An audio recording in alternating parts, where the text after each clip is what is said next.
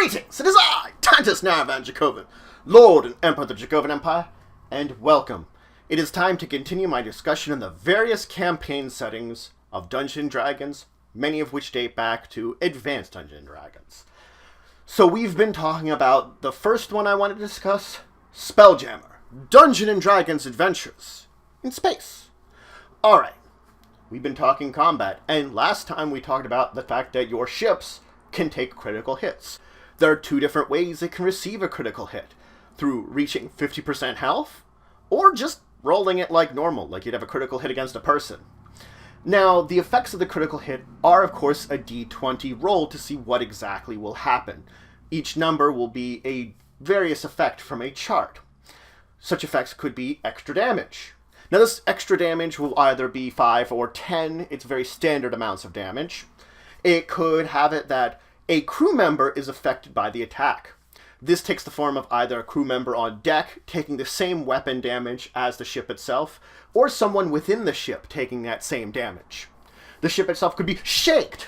If a ship gets shaked, anything on deck that isn't strapped down, both people and supplies, gets flung, and it might just fall off the ship. Hopefully then into the gravity well of the ship, but still, a ship could get a hole in it, which is a problem depending on your circumstances. If you're a ship that would land in water, do repairs and things, you got a hole in your ship. Or this is a way that attacks can go into your ship also. A fire could start, either directly because of the attack itself, or indirectly, it could start a fire on your ship. It could take out one of your large weapons. That's an option. That it would effectively hit a catapult, a ballista, or some other large weapon and disable it. It will need repairs in order to fire again. Now, it could also do some temporary damage in the form of temporarily reducing your spell jamming rating by 1, or temporarily reducing your maneuverability class by 1. These are both, again, very temporary measures, but they can mean a big difference when it comes to combat, that all of a sudden you're less maneuverable and slower. Now, the final thing that could happen is it could cause spell jamming shock to your spell jamming mage. Effectively, it puts them in a coma for a number of days, and during that time, they can't pilot the ship. Your ship is dead in water unless you have another person that could use the spell jamming helm right then and there. That's probably one of the more brutal criticals that can happen. Now, the fact is that criticals can chain.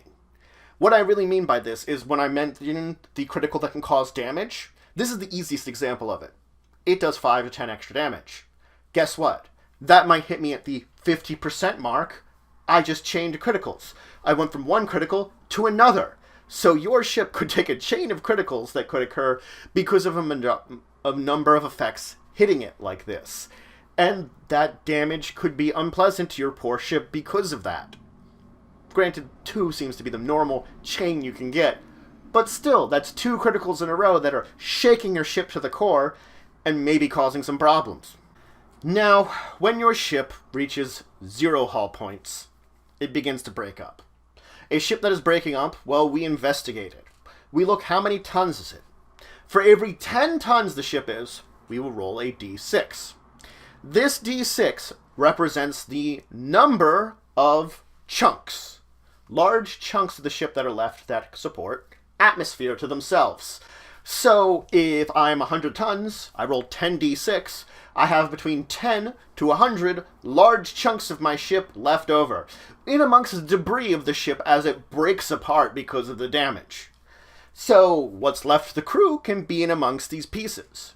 Now, as I previously said, there are victors that will go in and collect prisoners, either to capture them for ransom, maybe to try to recruit them to the crew, maybe just because you're not willing to let them die and will let them off somewhere, or to even enslave them.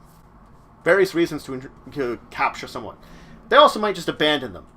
Then the people in amongst the wreckage have a number of choices. Wait and hope for the best that someone shows up and rescues them, or they could try to cobble together a ship out of what's left over here, either using a temporary helm, or maybe even a spell jamming mage that they have there, throw together a bunch of pieces of whatever's left of the ship and, well, try to go on your way in a cobbled mess that hopefully will take you to a port before it falls all to pieces again. There are ways to theoretically escape this. It's just they're not easy ways to salvage yourself from the depths of space. Can be done. Just not easy. Now, crew. You could lose crew. It is going to happen over the course of it. As with just attacks that target crew directly, or attacks that indirectly end up targeting crew. It will happen that folks will die on your ship. And this does have effects to it. It will not only affect the ability of your ship to maneuver, it'll also affect your weapons. If you take out people on your large weapons on deck. Why don't we start talking about large weapon crew loss? So when it comes to your large weapons, it has a number of rounds to both load it and fire it, and a standard crew. Every time one of these crew members is lost, it increases the number of rounds it takes to do that action by 1, either reload or fire.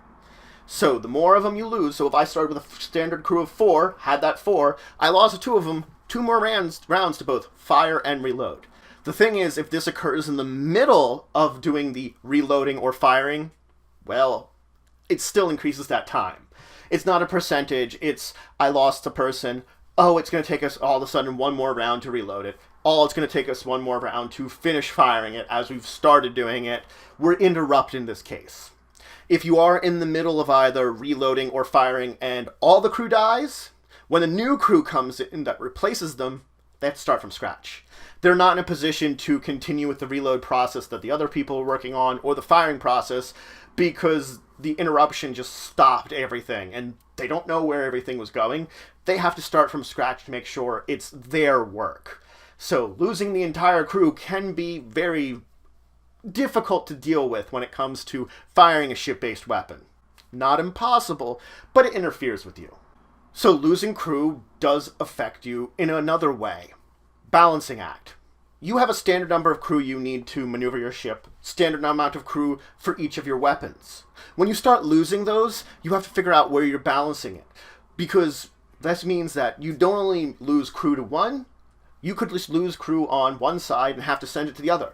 I could have weapons that I've lost crew to that I need to send people to so they start working again, and that takes away from the maneuverability of my ship. So you can see that loss of crew is not necessarily death. It's probably going to have some kind of death or disability related to it, but the direct death and disability won't be all the time. Effectively making it more difficult to fire a weapon might also incidentally make it more difficult to maneuver a ship, which we should talk about then. So your crew, your ship itself, has a standard crew, has a certain amount. As long as you have a maneuverability class is maintained.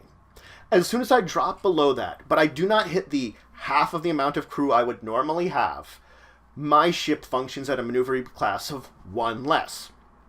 If crew continues to die and I go to that half mark or below, but I haven't hit the 1/4 crew mark, maneuverability class down 2. If my entire crew is being murdered off left and right, and I hit that 1/4 or below mark, as long as I have 1 person working on the crew, maneuverability 3 less. The minimum amount of crew, actual people, you need to have a spelljamming ship going is 1 at the helm, 1 at the rigging and the various maneuverable equipment. That's it. That's all you need. Your maneuverability class will be trashed out to be 3 less, but this small minimum amount of crew would be all you need for your ship to go. Just 2 folks. Now, normally when we are talking crew, we do not include officers, we do not include PCs. But the fact is, sometimes they might have to pitch in.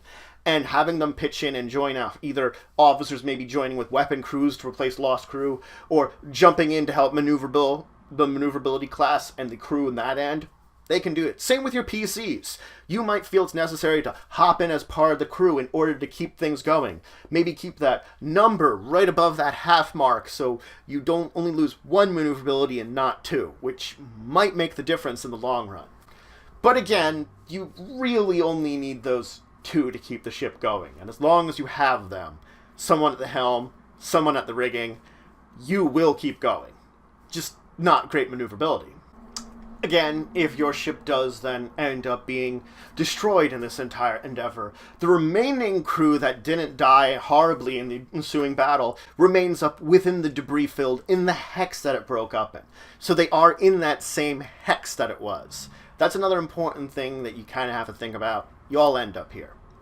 But that's it for today. So we've finished up with talking criticals, talking about the various effects that criticals can have on you. Then we moved into talking about the shock that your ship can break up into pieces, and what that means. And I finally finished up, of course, today by talking about losing crew and the effects that will have on you. In the next episode, we will move on, though, and we will talk a little bit more about your ship breaking up and effects that are going to happen over the course of damage to your ship and what it means for some of these damage effects a little bit more. And then we're going to talk about the morale of your crew, which is technically an optional rule, but we did talk a little bit about morale on the AD&D side, so we're going to talk a little bit about it here. Again, though, this is more AD&D based, and it is more optional, but you can look at it and using it in any of your D&D systems. The morale of your crew might be something you want to consider. They might get really unhappy, the fact that everyone's dying around them and might not want to fight anymore, or might just want to run. It can happen.